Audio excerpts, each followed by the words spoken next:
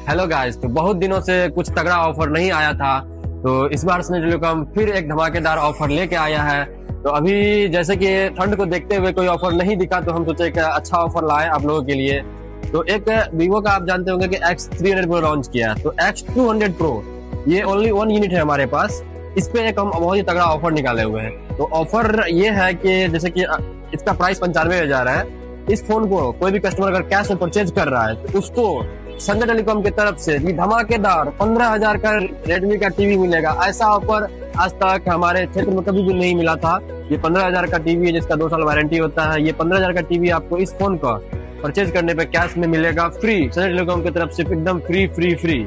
साथ ही अगर ये फोन को आप फाइनेंस में परचेज करते हैं तो भी ऑफर है। अगर आप फाइनेंस में परचेज करते हैं तो एक आयरन और ये जो है गर्म पानी वाला जग, ये दोनों आइटम मिलेगा फाइनेंस पे लेने पे। अगर आप कैश में ले रहे हैं 95,000 इसका प्राइस है। अगर आप कैश में ले रहे हैं तो ये टीवी मिलेगा, और फाइनेंस पे लीजिएगा तो ये दोनों चीज मिलेगा। तो आइए, ये यूनिट ओनली 1 यूनिट है और ये ऑफर लिमिटेड टाइम के लिए है। 1 यूनिट है और लिमिटेड टाइम के लिए बेहतर डील है।